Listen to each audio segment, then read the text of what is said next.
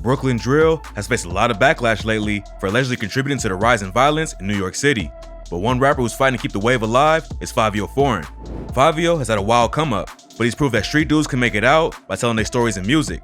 Today, we will get into how he went from hustling in the streets to one of the hottest rappers in the game. Fivio's connections to the drill scene run deep. He grew up in the East Flatbush area of Brooklyn. He was raised in the same building as Rowdy Rebel, a GS9 affiliate and Bobby Shmurda's right-hand man, who also helped kick off the New York drill wave. Fivio started rapping when he was a kid, but at first, it was just a hobby. His goal was to be a pro football player, but his issues at school made him give up on that dream. He tried working regular jobs, but those didn't work out either, so he ended up in the streets to try to support himself. Then, in 2013, he linked up with a group of friends to form a group called 804 Inside. 804 Inside is allegedly the name of a set of Crips that's affiliated with GS9 and the Wolves. GS9, or Gangsta Stone Crips, is one of the most notable sets in Brooklyn drill. Rowdy Rebel, Bobby Shmurda, and Pop Smoke are all affiliated with them and help put the movement on the map. Fivio was close with all the GS9 dudes who was popping off, so he got a front row seat to watch him blow up. He told Complex, "I saw the whole hood change. I saw people start treating people different. I saw people acting different. It was lit though. It was outside." Watching his homies take off inspired Fivio to go harder into his music. 804 Inside started dropping tracks and music videos, but the group never really blew up. They kept working together for a few years, but then some of them went to jail or just stopped making music completely. Fivio said, "I felt like at a point, people just gave up." Fivio might have quit rap too, but then tragedy struck and made him realize he had to go even harder.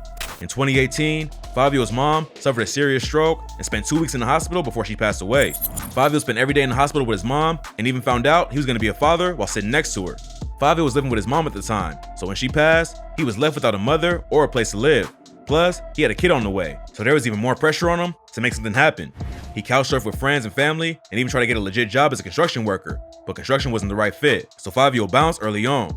The situation wasn't looking good for Fivio at the time, but then he dropped a track that changed everything, Blicky in the Box. Blicky in the Box was really a diss track aimed at Blicky Gang. Blicky Gang is a rival rap crew known for artists like 22Gs. The diss song went crazy in the city and got everyone's attention. Fivio and the other two dudes on the track, JD and D Sav, are allegedly affiliated with the Wolves, which automatically makes the Cho affiliated Blicky Gang they OPPS. The Wolves and Cho's been beefing for years. They was originally known as Wave Gang and Hood Stars, two neighborhood gangs based in Brownsville that was once cool with each other.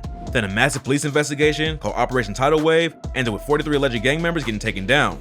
Wave Gang and Hood Stars both took a lot of hits. Then they started accusing each other of snitching. When it all settled, Wave Gang became the Wolves, Hood Stars became the Chos, and both crews been out for blood ever since. Blicky in the Box might have just been a diss track, but it caught the attention of Harlem legend Mase, who ended up signing Fivio, JD, and D Sav to his Rich Fish label. JD already had ties to Mase through his uncle, so they got a meeting set up and signed a deal immediately. Apparently, the deal with Mase's label wasn't great though. Rumors say Fivio only signed for $5K, and he told DJ Vlad from Vlad TV that the deal was some short shit. Then people started accusing Mase of taking advantage of Fivio and the others, and that he was taking the rights to their publishing. But Fivio cleared everything up in the interview and said Mase treated him right and ain't own none of his publishing. Blicky in the Box put Fivio on the map, but according to his ops, it also led to him getting jumped. Nas Blicky said in the interview that he saw a bunch of GDs put hands on Fivio when they caught him lacking in the corner store. The Chos and the Blicky Gang are mainly made up of GDs, who also beef with the Crips in Brooklyn, so they ain't appreciate the disrespect. But even if he caught a beating for Blicky in the Box, Fivio's next track was about to take things to the next level. Fivio dropped the track Big Drip as a single for a project called Pain and Love. Big Drip went crazy in New York, and the video for the track racked up over 70 million views on YouTube and helped the song go viral. Big Drip and the Pain and Love EP leveled up Fivio's career, which led to a 7-figure deal with Columbia Records. A lot of rappers get the bag and then leave everyone else behind, but Fivio wanted to do more with his platform as an artist. He started a nonprofit called the Foreign Side Foundation in 2020 to give back to the community.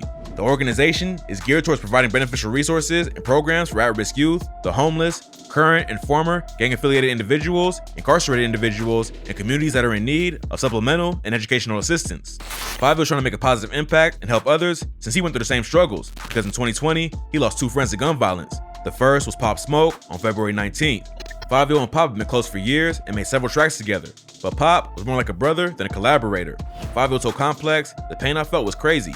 After my mother passed away, I got cold and shit. I didn't really care after that. This one felt different. We was in this shit together. It's way deeper than music." Later that year, Fivio lost another friend when King Von was shot and killed in Atlanta. Despite the pain he felt from losing both of them, Fivio kept pressing forward and dropped his debut mixtape, 800 BC, in April 2020.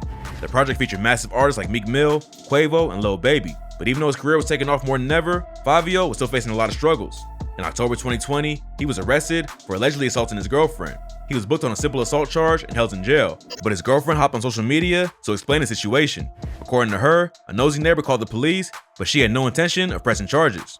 When Fivio got out of jail, he went on Twitter and said, "I would never hurt or harm any pregnant woman, especially not my girlfriend. My mother would kill me.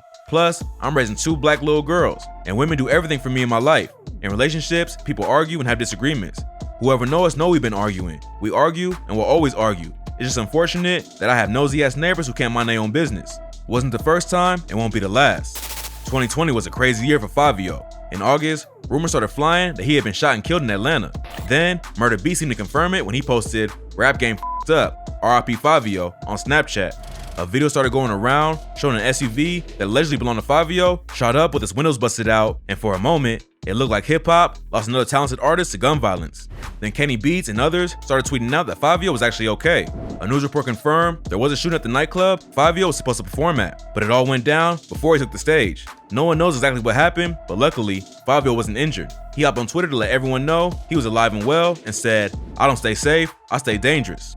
Fivio made it out alive, but he was about to lose another close friend. His homie JD got locked up around the same time they all signed with Mase off of Blicky in the Box. When Jay got released, he went on IG Live to call out Fivio and said that he pretty much abandoned him during his legal battles. He also said Fivio only got a deal with Mase because of him. Then, JD got locked up again when the cops arrested 34 Wu and Cho members in a massive indictment. Fivio apparently paid his bond, and Jay ended up beating the case. After that, Jay started showing love to Fivio in interviews, so everyone thought the situation was all good. But out of nowhere, JD started going off on Fivio again. He said that he made Fivio, and without him, he wouldn't have a career. Apparently, Jay was upset that Fivio ain't given the support he thought he deserved when he got out of jail. Fivio seemed more hurt and disappointed than anything. But then, he sent a subliminal at JD on the track Self-Made. On the song, he raps, "They saying they made me? Huh, make another one." JD responded with the track Subliminals, where he spent the whole song going straight at Fivio. Then, another one of Fivio's old friends, Drizzy Giuliano, backed up what Jay was saying about him. But while 2 of his homies was going after him on diss tracks and social media, Fivio lost another one to the streets. On February 3rd, T.Wu was shot and killed just a few hours after he signed his first record deal. Fivio was tight with him, and his death hit him hard. He paid his respects on Instagram and said, "I'ma miss you forever, baby boy. You was a prince of this city. Long live Prince T. I love you, gang. Like forever. Watch over me like you always do." T.'s murder was allegedly payback for the shooting of Nas Blicky that went down a few days before. On January 27th, Nas was ambushed when he was walking out of a store and shot 3 times. He almost died from the injuries, and his stepdad said it all happened because of Nas dissing his ops on social media. But right now, there's no evidence actually linking the 2 shootings. Fivio's come up ain't been easy, but through all the struggles, he's still moving forward and working with some of the biggest artists in the world.